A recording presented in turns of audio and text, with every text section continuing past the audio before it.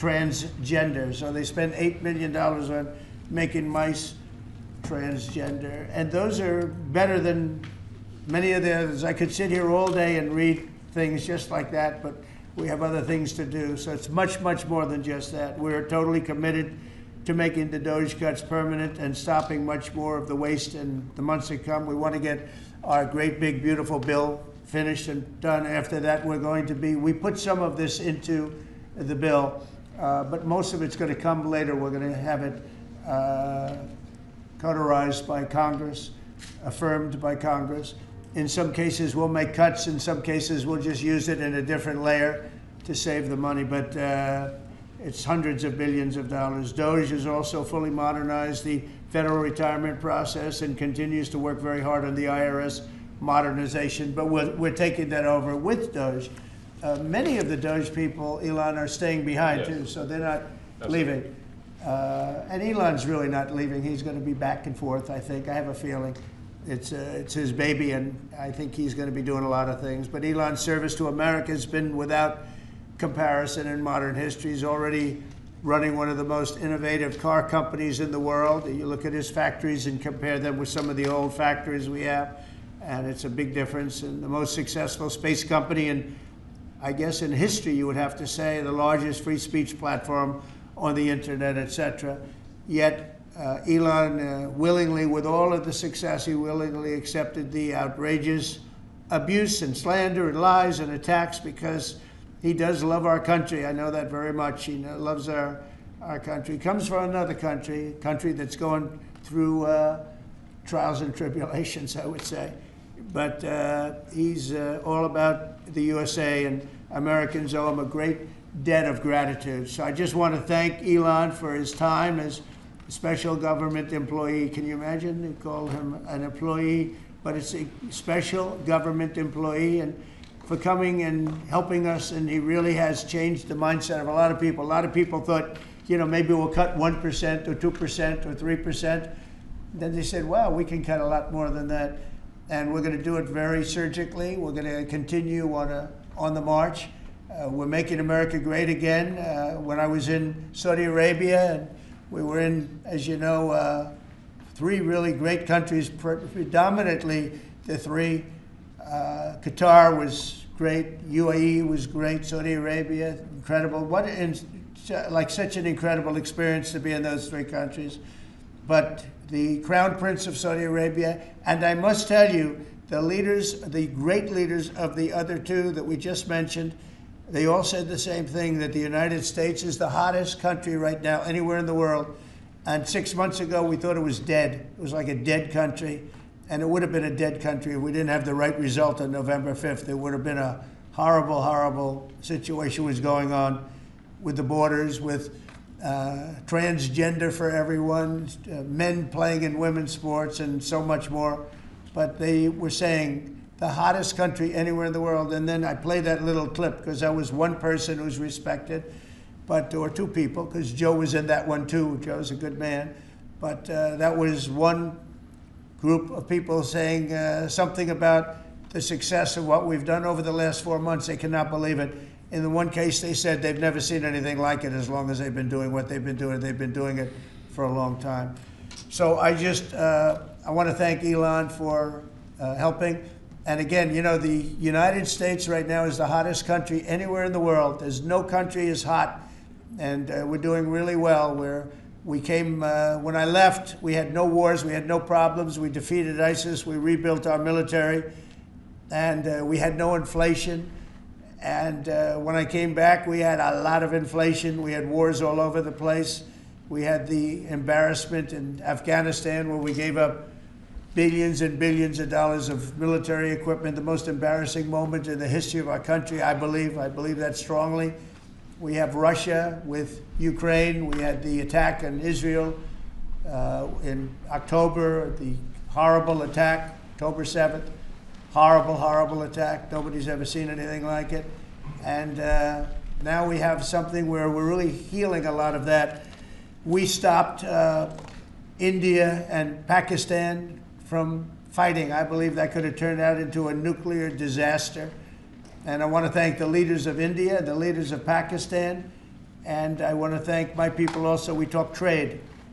And we said we can't trade with people that are shooting at each other and potentially using nuclear weapons. And they're great leaders in those countries, and they understood, and they agreed.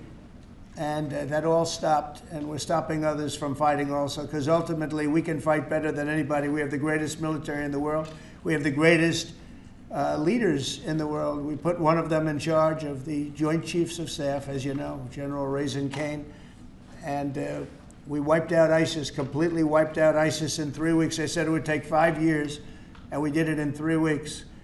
And that's the way it is, but we don't want to have to use our military. We want to be peace through strength when we can, and that's the way we're going to have it. So I just want to thank Elon and all of his people. Most of those people are staying, almost all of them are staying, and they're going to be with us. And you're going to see the results coming long into the future. Even a year and 2 years later, you're going to see a lot of the results, and those hundreds of billions of dollars are going to be adding up, and they're going to continue to add. It'll be interesting, really interesting to see what the final number is going to be. But again, Elon gave an incredible service. Nobody like him, and he had to go through the slings and the arrows, which is a shame because he's an incredible patriot. The good news is that 90% of the country knows that, and they appreciate it, and they really appreciate what he did. And I gave him a little special something we have here. Thank you. A very special that I give to very special people. I have given it to some, but it goes to very special people, and I thought I'd give it to Elon as a presentation from our country. Thank you. Thank you, Elon. Thank you. Take care of yourself. Thank you. You should see the lock. The lock on this is amazing. That's right. Large lot. Well, let me say perhaps a few words that this is not the end of Doge, but really the beginning. My time as a special government employee necessarily had to end. It was a limited time thing. It's 134 days, I believe, which ends in a few days. So, so that it comes with a time limit. But the Doge team will only grow stronger over time. The Doge influence will only grow stronger. It's I'd liken it to sort of Buddhism. It's like a way of life. So it is permeating throughout the government. And I'm confident that over time we'll see $1 trillion of savings and a reduction in $1 trillion of waste and fraud reduction. The calculations of the Doge team thus far, in terms of an FY25 to FY26 delta, are over 160 billion, and that's climbing. We expect that number will probably go over 200 billion soon. So I think the Doge team is doing an incredible job. They're going to continue doing an incredible job, and I'll continue to be visiting here and be a friend and advisor to the president, and I look forward to times being back in this amazing room. By the way, isn't this incredible? Look at this incredible. I mean, it's stunning. I think the way that the Oval Office, how the president has just completely redone the Oval Office. It's beautiful. I love the gold on the ceiling. Thank you. It's pretty nice. Yeah.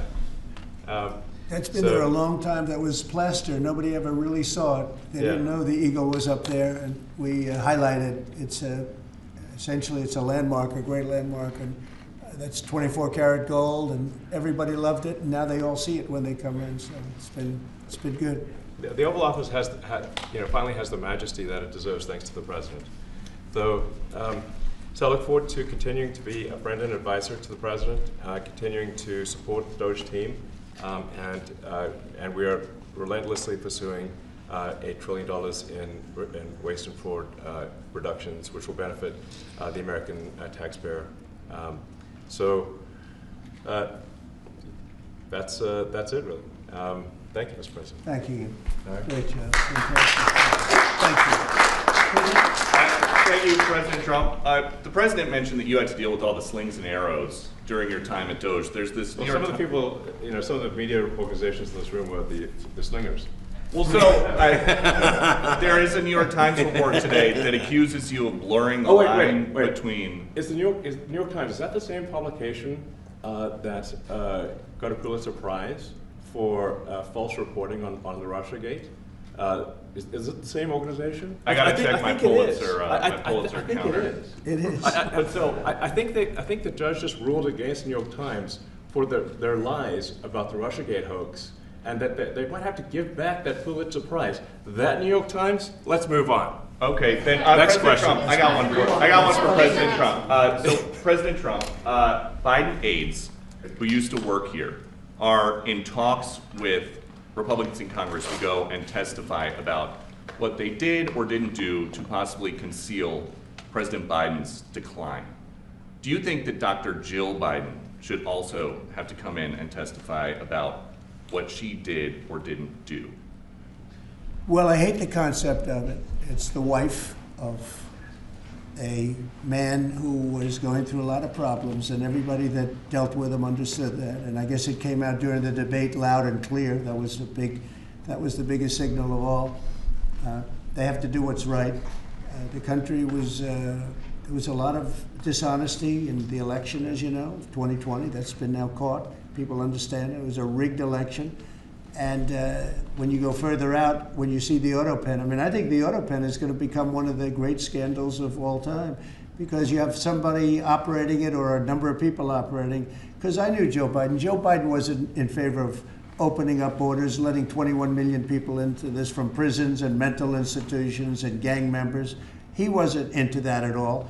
And you know, who signed these orders, proclamations, and all of the different things that he signed that set our country so far back, that was so bad for our country? With the auto pen, how would it work? Like, we're in the Oval Office right now. If there was a group of rogue staffers that worked for you who wanted to advance a bill or an executive order without your knowledge, how could they do it?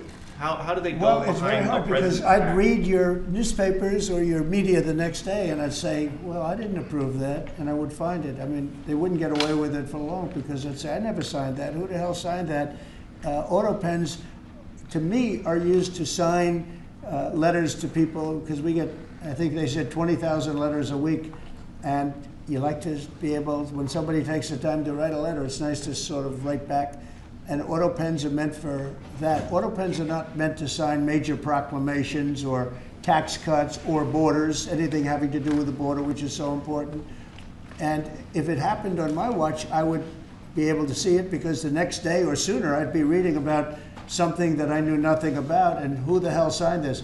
So I almost never used the auto pen. In fact, yesterday I was signing about 81, I think it was 81 proclamations and statements to people that I think should be signed by us. I think when you write letters to foreign dignitaries or presidents or prime ministers, you should be signing those letters, not done with auto pens. I understand he signed almost everything with an auto pen.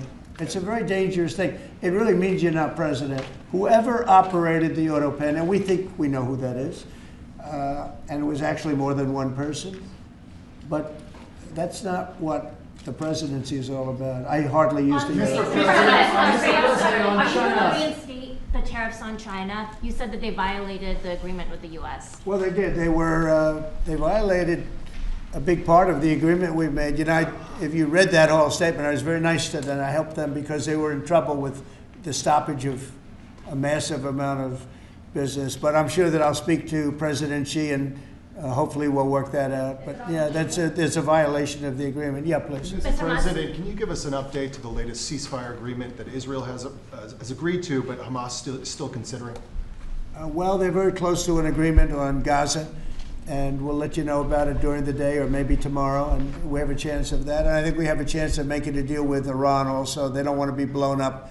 They would rather make a deal, and I think that could happen in the not too distant future. That would be a great thing if we could have a deal without bombs being dropped all over the Middle East. That would be a very good thing. They can't have a nuclear weapon. We want them to be safe. We want them to have a very, very successful nation. Let it be a great nation, but we can't have them. They cannot have a nuclear weapon. It's very simple. And I think we're fairly close to a deal with Iran. Mr. Musk, a question for you. Yeah, please. You said just now that you look forward to being a friend and advisor to the president. So do you expect to continue advising the president and Doge informally, or are you going to sort of shift your focus entirely to your companies? Well, I expect to continue to provide advice whenever the president would like advice. I hope so. I mean, yeah, I expect to remain a friend and an advisor, and certainly if there's anything the president wants me to do, I'm at the president's service. Mr. Musk, on Doge, you said that there was $1 trillion promise for cuts from Doge. Yes, I think we do expect over time to achieve the $1 trillion. But what have you found in your time here was the biggest roadblock to getting those cuts? Was it the cabinet, or was it Congress, or something else? What was the biggest roadblock from your work? It's mostly just a lot of hard work. It's really not any one person or Congress. It's going through really millions of line items and saying just each one of them makes sense, what does not make sense. Obviously, at times when you cut expenses, those who are receiving the money, whether they're receiving that money legitimately or not, they do complain. And you're not going to hear someone confessing that they received money inappropriately. Never. They're going to always say that they received money appropriately for an important cause. Naturally, that's what you'd expect. So we just have to. It's just a lot of work going through the vast expenses of the federal government and just really asking questions. What's this money for? Are you sure it's actually being used well? Many times we can't even find anyone who defends it. So for a lot of the expenses, there is actually no defender at all. And then we have to just work through the process of stopping the spending, where there's often literally no defender. Nobody even knows why the money's being spent. It's truly absurd. I mean, we find situations where there are millions of software licenses with 0 people using them. 0. Exactly. This is the quizzical expression. You're like, surely, if there's millions of software licenses, someone should be using them. No, and then we've got to go through the process of saying, okay, look, if no one's using the software, we need to terminate this software license agreement. That's everywhere in the government, by the way. Mr. Musk, what do you think would be easier, colonizing Mars or making the government efficient? It's a tough call, but I think colonizing Mars and making life multi-planetary is harder. And as I said, we do expect to achieve over time the $1 trillion of savings. We can't do it in like a few months, but if you say by I think the official end of Doge, which the president may choose to extend, is the middle of next year. Say by the middle of next year, with the support of the president and Congress, could we achieve $1 trillion of savings? I think so. We're on track to do so. Do you have faith that Congress is going to? Mr. Musk. Go ahead. Thank you, Mr. President. You had mentioned earlier in the week that Doge had become a whipping boy, and as the president mentioned, you went through a lot to go through this process. Yes. Was it worth it for you, and what would you change? Yes, so what we found was happening was that if there were any cuts anywhere, then people would assume that was done by Doge. And so we became like essentially the Doge boogeyman, where if any cut anywhere would be ascribed to Doge. A friend of mine's daughter, who's at law school at Georgetown, thought that Doge had cut the Senate, internships the legal internships for the Senate, and we have nothing to do with that. So if they have been cut, it's not to do with us, just as an example. So, it just became a bit ridiculous where any cut anywhere was somehow Doge, including things that made no sense, and we would agree made no sense. There are many things that occur in the government because it's the banal evil of bureaucracy. It's sort of the frankly largely uncaring nature of bureaucracy. It's as the great Milton Friedman said, money is spent most poorly when it is someone else's money being spent on people you don't know, and that's how federal spending is. And then you can't really even blame the individuals because the way the government works is complaint minimization. So when you do when someone within the government tries to stop money being spent, there's usually someone that complains.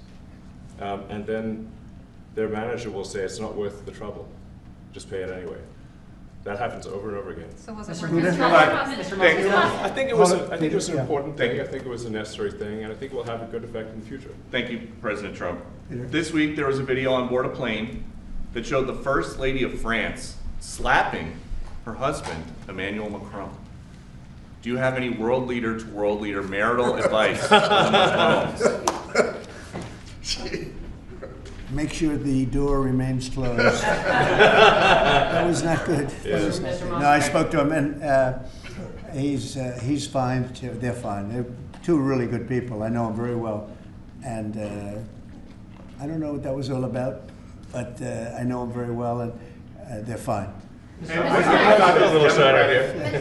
think about this Democratic Party plan to avoid being swept in every battleground state again by spending $20 million to study how to speak to American men?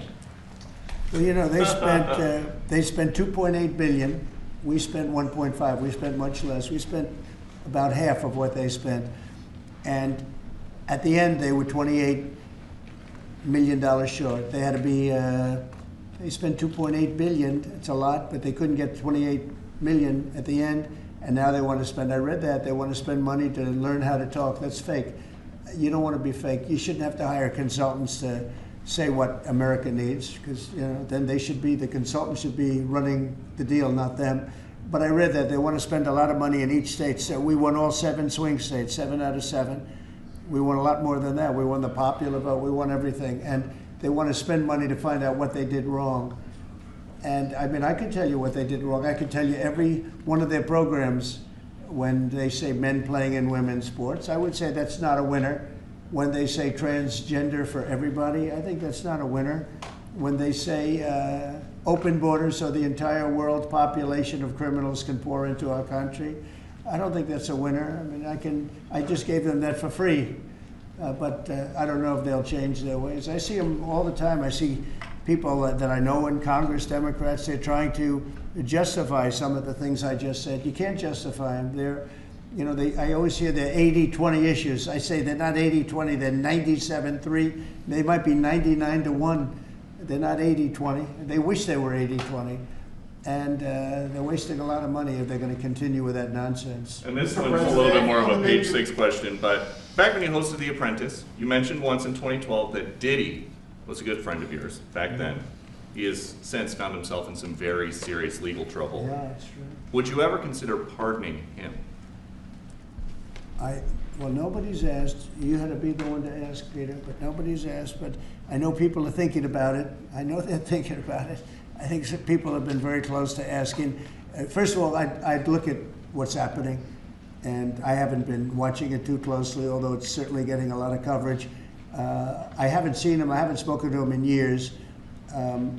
He used to really like me a lot, but I think when I ran for politics, that relationship busted up from what I read. I don't know, he didn't tell me that, but I'd read some little bit nasty statements in the paper all of a sudden, It's different. You become a much different person when you run for politics and you do what's right.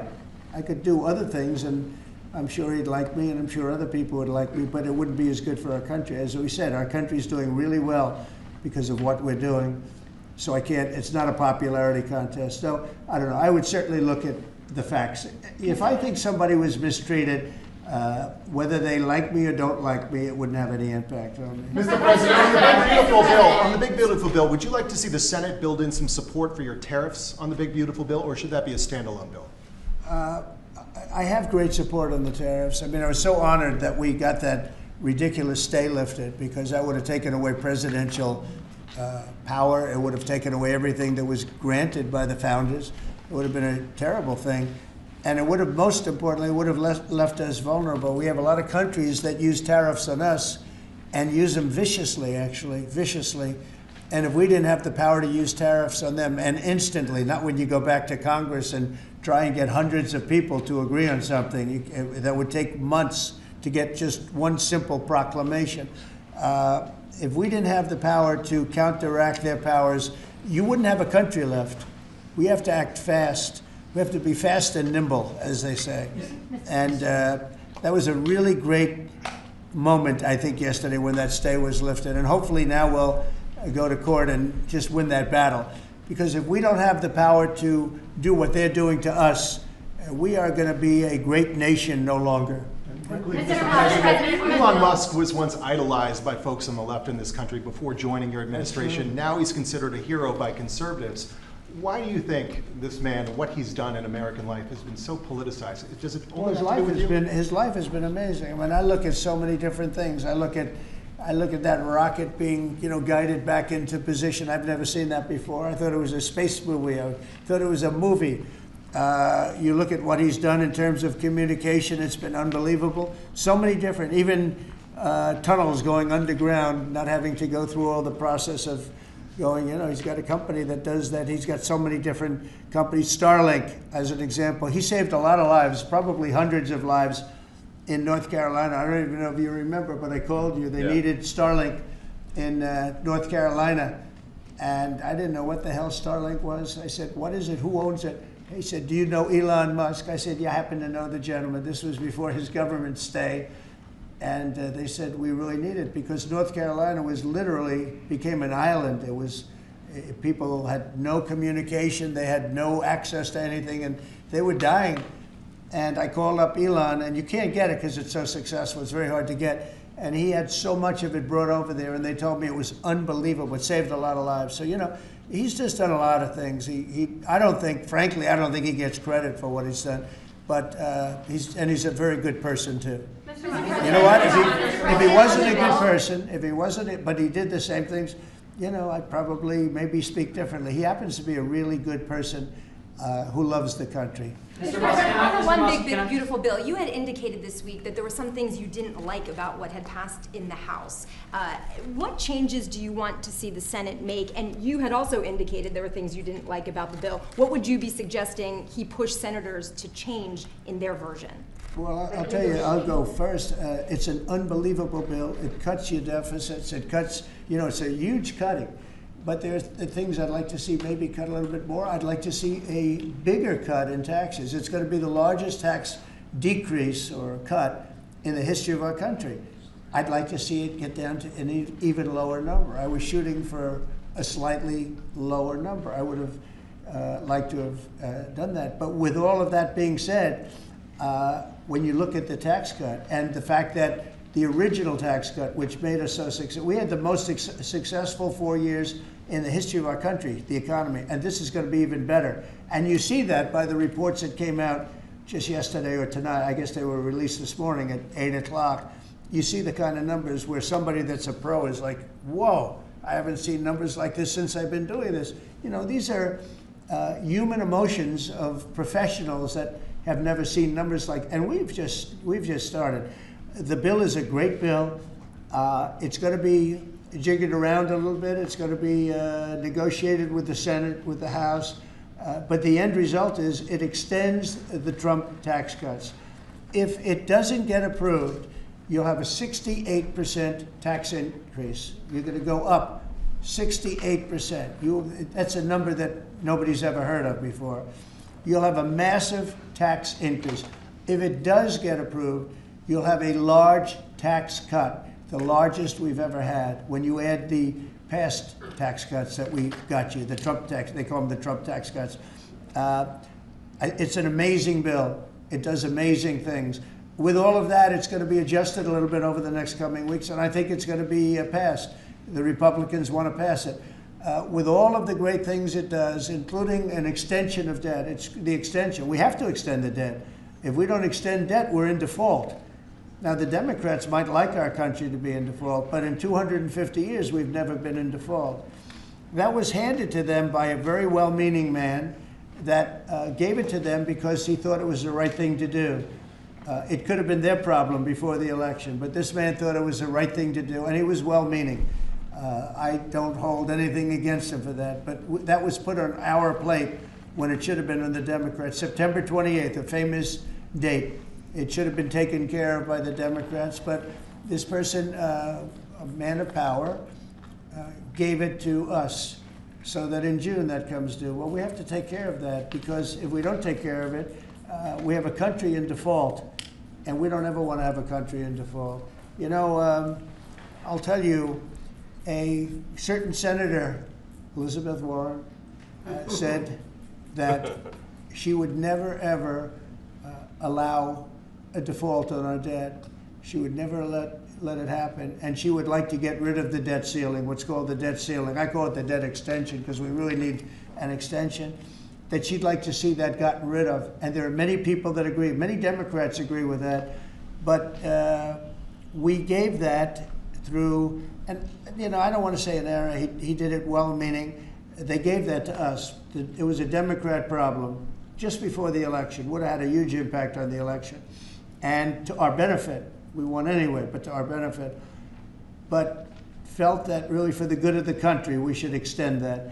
But Elizabeth Warren and various other people would like to see that, her whole career she wanted to see it terminated, gotten rid of, not being voted on every 5 years or 10 years. And the reason was because it's so catastrophic for our country. And I always agreed with her. That was one thing I agreed with her on. Now, I haven't spoken to her, but I would say that if you asked her that question now, she'd say, no, it's their problem. But it's a very unfortunate situation. It's a very unfair situation.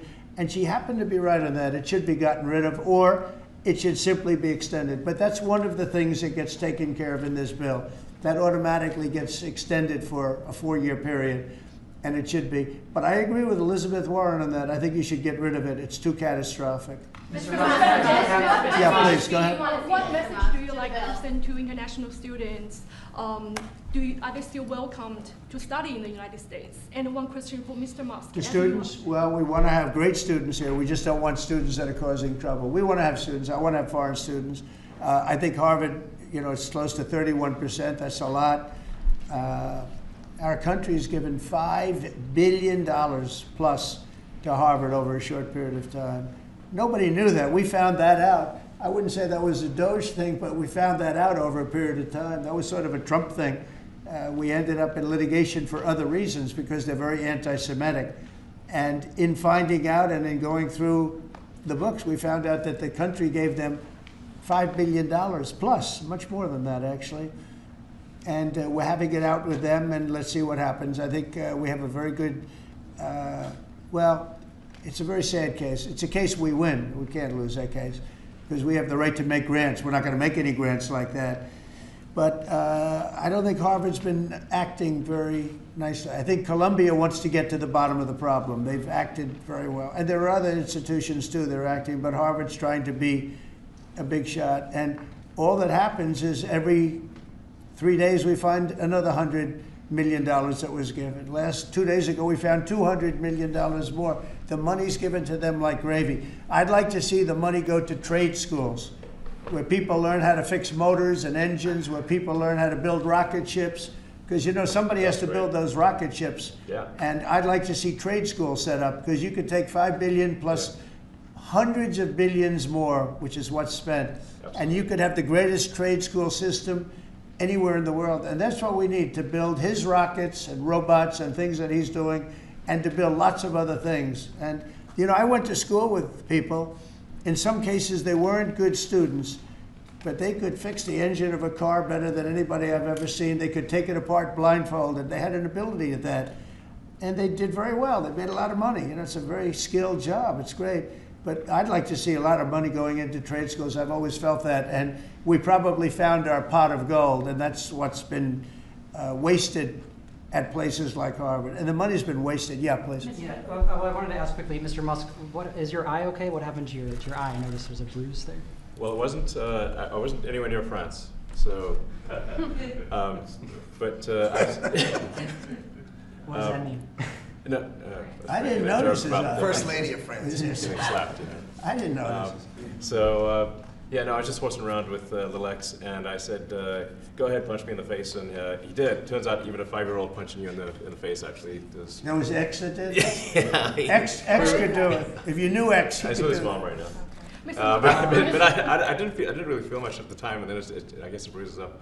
But I was just horsing around with the kids. I didn't basically. notice it actually. President Trump, I got one. I know that you try to stay pretty neutral because not your war, but as And by the way, not my war. I just want to solve the problem for people. This was not a war that was going to happen if I were president. Right, and so not your war, but as you try to fix it, and as you survey this hellscape of the Ukrainian front lines, it's horrible. And you and your team deal with a very stubborn Vladimir Putin. Yeah. Do you look, and Zelensky. Yeah. but do you look at this Very conflict stubborn Zelensky too. any differently now? Like, do you look at this and see Putin as the good guy or the bad guy? So I've known him very well, and I went through a lot of things with him because Russia was, you know, the Russia hoax turned out to be a total hoax.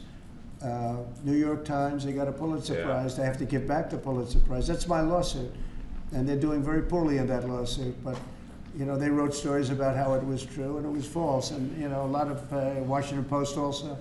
I have gotten to see things that I was very surprised at. Rockets being shot into cities like Kiev during a negotiation that I felt was maybe very close to ending. We were going to solve a problem, and then all of a sudden rockets got shot into a couple of cities and people died. I saw things that I was surprised at, so, and I don't like being surprised. So I'm very disappointed in that way. With that being said, I'd like to see it end. 5,000 people, I think the number's even more than that, but 5,000 people a week are being killed. Mostly soldiers, but also people that live in little cities and towns throughout Ukraine. And I'd like to see that stop. And I asked Caroline this yesterday, but I want to ask you directly. So many of the things that you're trying to do are held up in court right now. If the courts are going to have so much influence over U.S. policy, do you wish you would have just become a judge instead? Yeah, well, look, it wasn't meant to be that way. If you look at the founders, the president had certain powers, and you have your three groups, and they all had supposed to be pretty equal powers. But you can't have a judge in Boston running foreign policy in places all over the country because he's got a liberal bent or he's a radical left person. That's what the executive branch is for, and you have checks and balances. But we had millions of people pour into our country, many criminals poured into our country, murderers, mental institutions from all over the world being emptied out into our country. And if we don't get them out and get them out quickly, could lose your country very easily. This is a bad, that anybody would allow this to happen to our country. You know, with all of the things, we took over inflation, we took over some wars, we took over a lot of problems that didn't exist when I was president. None of it existed. We wiped out ISIS. Other than that, we had no wars. Putin was never going to hit Ukraine. Israel would have never been attacked. That attack, as you know, Iran had no money. They didn't have money for Hamas. They didn't have money for Hezbollah. They had no money whatsoever. That wasn't going to happen. All of these things that happened weren't going to happen. You wouldn't have had inflation. So it's very sad when I came back. But the thing that is the hardest is that they allowed 21 million people into our country, and many of those people are stone-cold criminals. They moved their criminal population into the United States, and of all the things that, you know, are bad, I solved inflation, I believe, already. I got the fuel prices down. The fuel prices came down. That's one of the reasons. They screwed up the energy. They screwed up the cost of gasoline and oil and gas. And you had tremendous inflation, the greatest inflation probably in the history of our country under Biden. And when people said, oh, but the economy was, no, the economy was terrible for the people because they couldn't afford the energy. And the energy brought everything else up. Energy is the big deal. But with all of that, we solved that already. In 4 months, we solved it. $1.99, $1.98 gasoline. First time people have seen that in a long time since my term.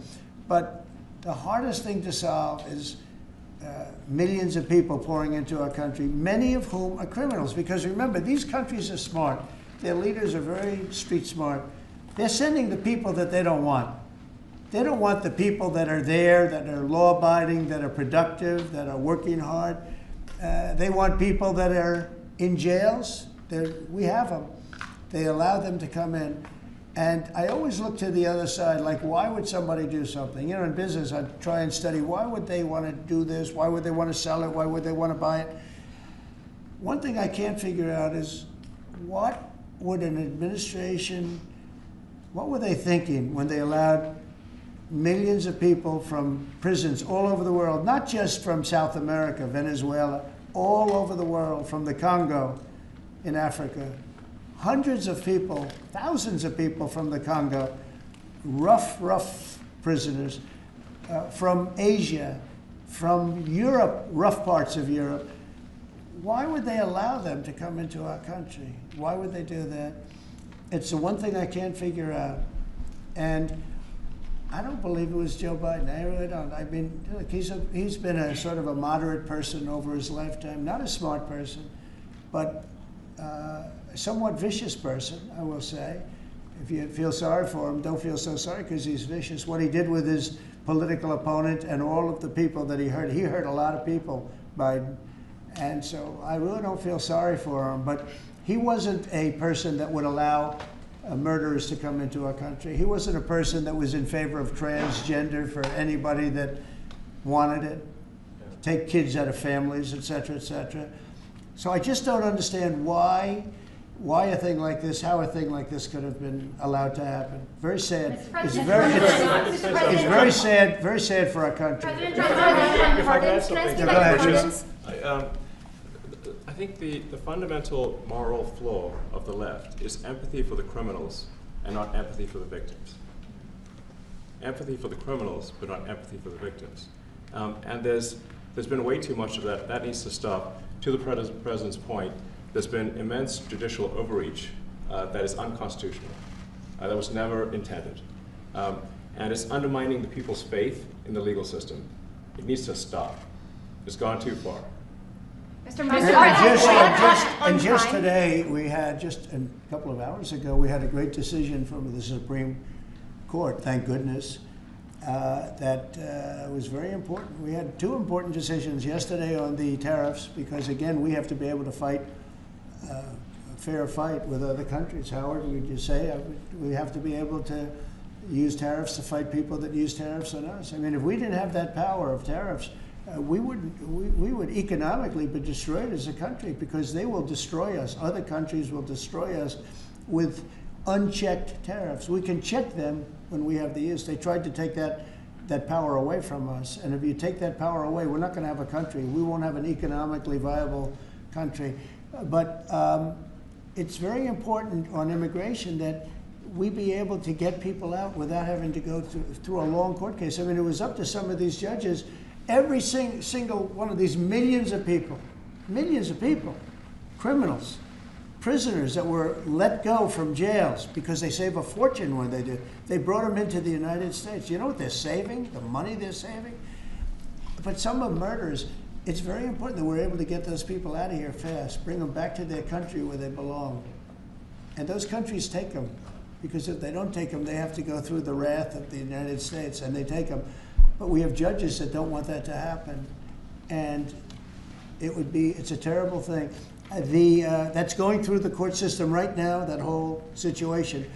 But when ICE and with Border Patrol, they've done an incredible job. When they do this incredible job and they capture 100 killers and drug dealers, and we can't keep them for years here as we go through trials. We have to get them out rapidly, and we know who they are. We know who they are, and we're very careful about who they are, but we have to get them out rapidly, or again, we're not going to have a country, okay? Maybe one or two more. Go ahead. Are you concerned that tariff may also affect companies like Tesla, which has parts manufactured abroad? And this is also to you, Mr. Musk. Well, he's going to end up building his whole car here. I mean, I thought he built his whole car. Pretty much he does. He's got incredible factories, and like I looked at one in Texas. It's unbelievable. No, all of the manufacturers will build their parts here too. I mean, it used to bother me. They make a part in Canada, a part in Mexico, a part in Europe, and it's sent all over the place, and nobody knew what the hell was happening. I think it's ridiculous. You build a car, make it in America, and I gave them a little leeway on that. You know, gave them some leeway. But over the next year, they've got to have the whole thing built in America. That's what we want. We want America to buy American-built cars. Thank you very much, everybody. Thank you, guys. Thanks, guys. Thank you, guys. How was your meeting with Jerome? Thanks, guys. Good meeting. Thank you, guys. It was a good meeting. Are you considering Thanks, guys. Keep going, keep going, keep going. Thank you. Thanks, guys. Let's go straight out here. Thank you. Thanks, guys. We can come back for the chords. Ray, you want me to take the...